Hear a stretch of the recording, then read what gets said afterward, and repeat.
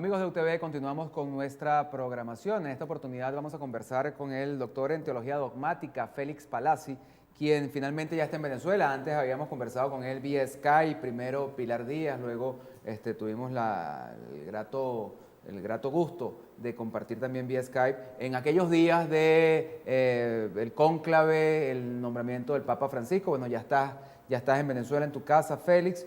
Y bueno, ocurre la feliz coincidencia de que el Papa Francisco ha nombrado a Pietro Parolin, el nuncio en Venezuela, lo ha nombrado como el nuevo secretario de Estado del Vaticano. En función de eso, iniciemos nuestra conversación. Muchas gracias por aceptar esta invitación de la Universal. Gracias por la invitación y feliz de encontrarme ya en Caracas, en Venezuela, aportando nuevamente la reflexión teológica y un poco ya personalmente compartiendo los sucesos de la Iglesia que tanto ahora llaman la atención. Por cierto, hay que recordar que Félix además escribe en el Universal los días sábados, entiendo que una semana sí, una no, cada 15 días. Nos alternamos, somos dos teólogos, Rafael Luciani y mi persona, que nos alternamos las columnas de los sábados. Félix, ¿por qué Pietro Parolin puede hacer una llave, una dupla de trabajo en esta faceta de la Iglesia que lidera el Papa Francisco? A ver, yo pienso que un aspecto fundamental de la renovación de Papa Francisco es la colegialidad. La colegialidad se expresa en las múltiples opiniones, de la diversidad, no únicamente de un sector de la Iglesia, sino de la Iglesia universal.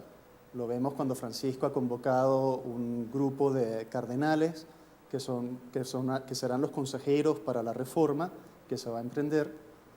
Y en este ambiente... Suena raro eso de la reforma, porque uno se va entonces no es la primera, a la mitad de... Yo creo que se han hecho se ha inventado, se ha elevado un imaginario tipo novela Ángeles y Demonios, la curia llena de lobos salvajes que están de alguna forma merodeando en los pasillos, o sectas secretas.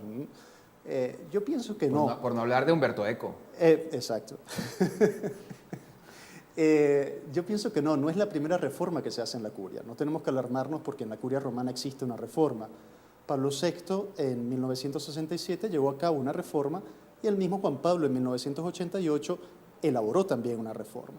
Las reformas consistían, Pablo VI venía del ambiente de la curia romana y se estaba sucediendo el cambio del Concilio Vaticano II y quiso hacer que la curia fuese más adaptada a los tiempos que se estaba gestando la Iglesia, ¿no? Igualmente Juan Pablo II pensó darle más movilidad, modernizar la curia. Modernizar significa hacerla ágil en su desarrollo como cualquier Estado tiene sus organismos competentes. Y ahora Francisco ha recibido de las congregaciones de los cardenales, las congregaciones de los cardenales fueron aquellas reuniones previas antes de la elección de Papa, ¿no? Aquello que se llamaba congregaciones. Los cardenales discutían cuál era el ideal del Papa que tenía que venir y qué retos tenía que enfrentar. Bueno, de aquellas congregaciones de la cual resultó electo Cardenal Bergoglio, hoy Papa Francisco, recibió la tarea de modernizar la curia, ¿no? Modernizarla, hacerla más ágil, hacerla más transparente, hacerla más dócil. Ahora se junta con el espíritu de Papa Francisco. El nombramiento del secretario general es muy oportuno porque viene un nuncio que tiene conocimiento del mundo oriental, China específicamente, conocimiento del mundo latinoamericano, y va a un cargo diplomático que fundamentalmente es la tarea, aparte del servicio interno del Vaticano, de ser secretario del Papa, a una tarea diplomática. Es decir, que nos encontramos con un diplomático que va a asumir una tarea diplomática, ¿no? Cardenal Bertone no era precisamente uno del ambiente diplomático. Yo no sé si tiene que ver con el hecho de que en Venezuela la polarización hace que cada noticia sea asumida con unos matices quizá exagerados en cuanto a su razón de ser.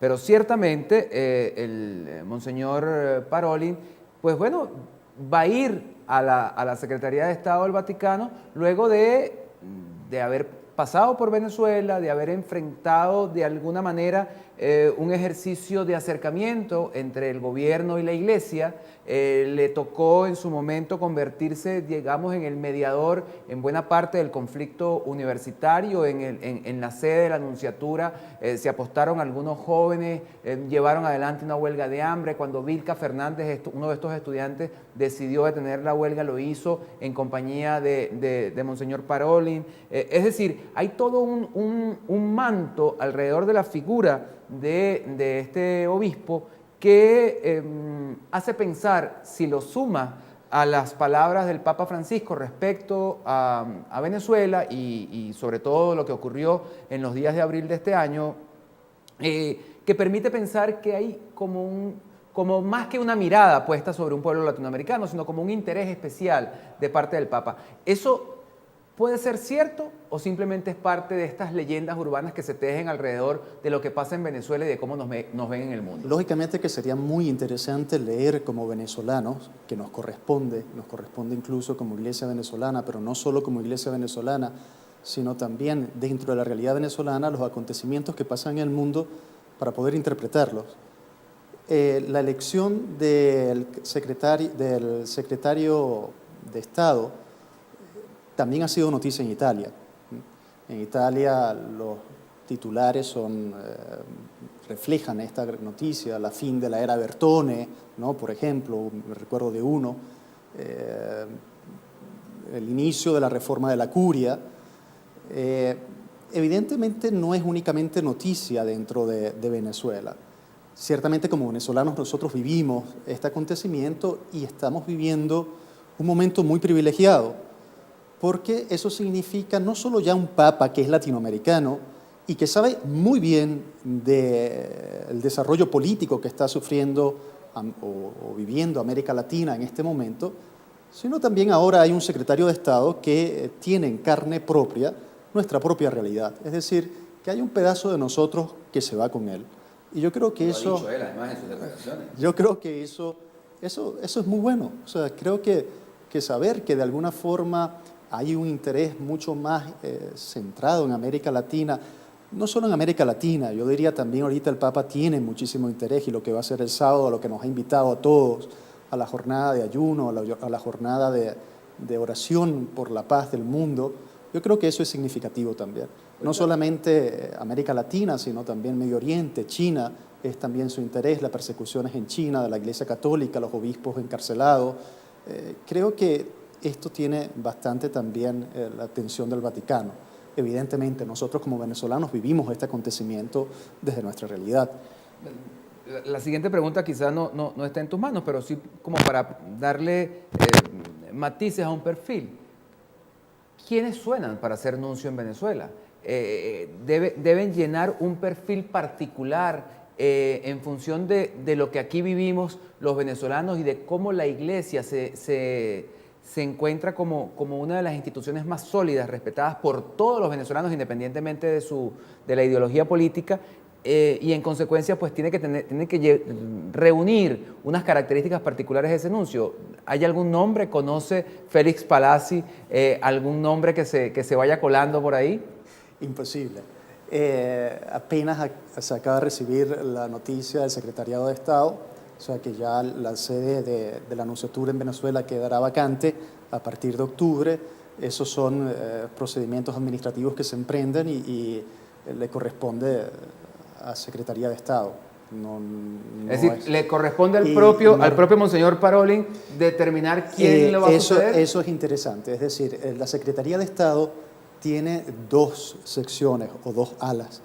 Secretaría de Estado se encarga fundamentalmente del servicio al Papa, ¿no? Es decir, su secretario, una especie de ministro de Relaciones Exteriores. Yo creo que ahí es por donde va la reforma, ¿no? La reforma va, y cuando hablamos de reforma no queremos hablar de un cambio radical de la Iglesia, lo que queremos hablar justamente de una mayor comunión en la Iglesia que se expresa ya en las propias palabras de Francisco. El mismo hecho de llamar a un colegio de cardenales para escuchar su consejo y llevar adelante la reforma, o los cambios que se van a hacer de ahora en adelante, en octubre, significa que va a ser más colegiado la cosa, va a ser mucho más colegiada el movimiento dentro del Vaticano, mucho más plural, no solamente obispos de Europa, sino también obispos del resto del mundo. De hecho, la convención está conformada por un cierto número de obispos de todo el continente, de todo el mundo, ¿no? Entonces, yo creo que vamos hacia un camino de una mayor participación plural dentro de la Iglesia, ¿no? No es un ministro de Exteriores alejado de la figura del Papa, que sería el jefe de Estado, ¿no? Sino más bien inserto dentro de un equipo. Se trata más de una visión de iglesia que de una visión de Estado. La iglesia se define fundamentalmente como comunión y por eso sí hay una cierta apariencia que se muestra como una estructura estatal, pero a lo interno, en su esencia, ha de ser siempre plural. Y esto lo ha insistido Francisco desde que comenzó su pontificado. Ha hablado que la pluralidad de voces no es un absoluto negativo, sino más bien eso es lo más positivo que hay. Que existan voces plurales, eso es absolutamente positivo. Tenemos que tener un coro de voces plurales.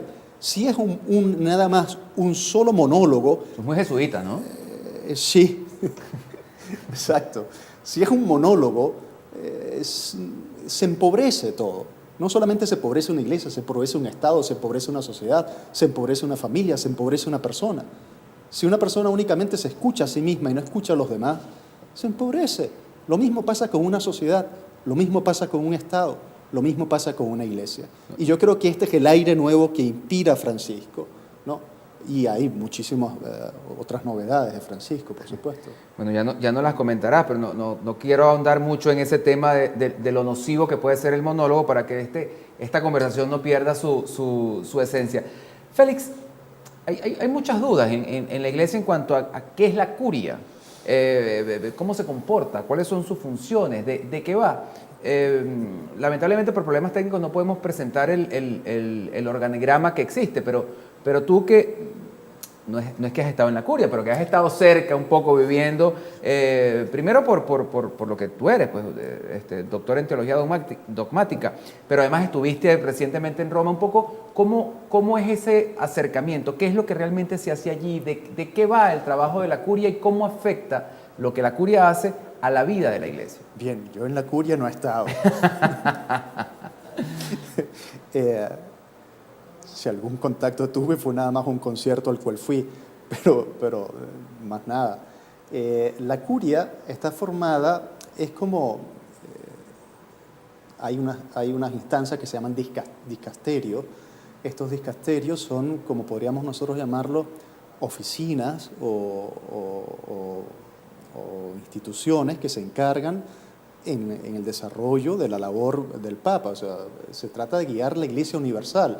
No se trata de una iglesia particular o local, sino la iglesia donde pertenece un cierto número considerable de creyentes, ¿no? Por eso hay congregaciones para la doctrina de la fe, congregaciones de los obispos, congregación de la nueva evangelización, que es una reciente. Hay comisiones, ¿no? Comisiones para los laicos,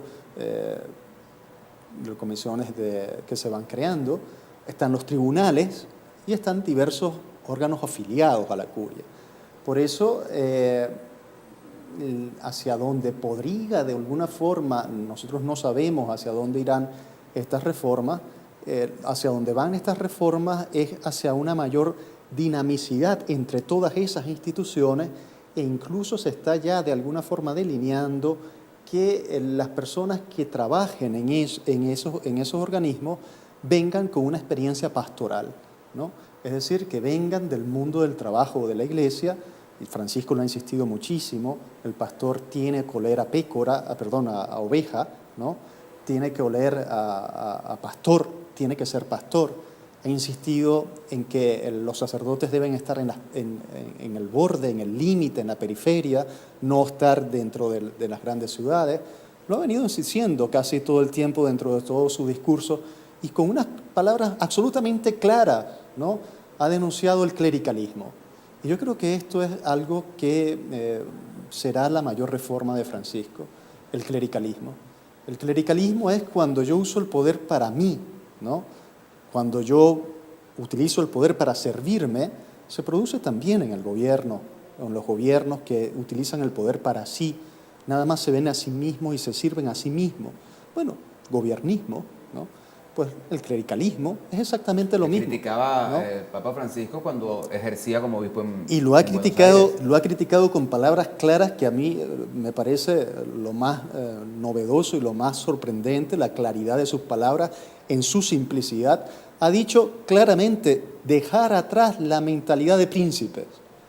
Y lo ha dicho clarísimo, y son palabras del Papa, dejar atrás la mentalidad de príncipes y ser pastores. Y lo ha dicho claro, ¿no? Y para mí eso me parece de una agudeza y de una implicación significativa. Félix, no voy a dejar que te vayas de UTV sin que nos cuentes un poco lo que ha sido tu trabajo en los últimos meses. Estuviste fuera trabajando mucho en función de la tolerancia, el perdón y la reconciliación por un tema, iba a decir literario, pero más que literario es de investigación y de poner en negro sobre blanco lo que has venido acumulando en cuanto a conocimiento y en cuanto al conocimiento de los hombres. Cuéntanos sobre ese libro que estás preparando, lo que se pueda contar. Yo te voy a terminar mejor con otra reflexión que va en ese sentido. Yo pienso que todo lo que estamos hablando nosotros de las reformas de la curia o las reformas que puedan venir o los cambios que nosotros esperamos en un país, no podemos nada más esperar que vengan desde arriba. Es decir, es muy interesante que Papa Francisco esté ahorita desenvolviendo el ministerio de Pedro. Es muy bueno que se emprenda una reforma, porque de alguna forma hay cauces para el anhelo de cambio, el anhelo de una iglesia distinta. Pero yo creo que sin la participación de cada uno de nosotros, esos cambios no se darán jamás. Y por eso yo creo que de alguna forma, cuando nosotros hablamos y queremos un cambio en el país, tenemos que empezar por preguntarnos en qué quiero cambiar yo y en qué puedo cambiar yo. Es igualmente en la iglesia. Podemos nosotros decir qué bueno que Papa Francisco está, pero si yo sigo siendo igual lleno de odio, lleno de rencor, sin tolerar al hermano, si yo sigo siendo igual un cristiano indiferente, un cristiano frívolo, que adorna su fe con un poco de religión, únicamente con un poco de culto, no son palabras mías, son palabras del Papa. Es decir, estoy contento únicamente por ir a misa y ya. Y soy cristiano porque voy a misa, pero no soy cristiano porque amo realmente a mi hermano. Entonces, eso no es realmente cristianismo. Igualmente nos sucede en el país. No solamente nosotros podemos decir el gobierno es intolerante. Si yo no soy tolerante cada vez que me monto en el carro y asumo justamente que soy un ciudadano, entonces no habrá nunca cambios. Por eso yo creo que lo que fui a hacer a Roma fue justamente a escribir un poco sobre la tolerancia, el perdón y la reconciliación. No sé cuándo estará listo, por ahora sigo publicando los sábados sobre la tolerancia. No sé cuándo se termine de publicar sobre la tolerancia, seguiré escribiendo. Mi meta era empezar con lo que significa el amor, ya que nosotros hemos hablado mucho, se escucha hablar mucho de amor, ¿no? Vengan y conozcan esta parte, que en esta parte sí hay amor. Vengan y el amor, el corazón por todas partes. Era empezar con el amor, pero me di cuenta que era preferible empezar con la tolerancia. Vamos a ver cuando terminamos de escribir sobre la tolerancia. Y vamos a ver si el libro de Félix Palazzi es un libro de política o si es un libro de religión, porque hay una correlación allí entre las esencias del humano y del religioso. No hay fe sin política, y eso es absurdo. Es absurdo decir que la fe es únicamente una cuestión espiritual. La fe es en el mundo o no hay fe. No hay fe sin relación con política, no hay fe sin la relación al mundo, sino es sencillamente un gnosticismo, es brujería, es cualquier cosa desencarnada. Pero si nosotros creemos como cristianos en el Dios encarnado, no hay fe sino en medio del mundo. Bueno. Muchísimas gracias, Félix Palazzi, doctor en Teología Dogmática, por habernos acompañado esta tarde y por haber aceptado nuevamente esta invitación del Universal. Gracias. Amigos, nosotros continuamos con más de la programación de EUTV.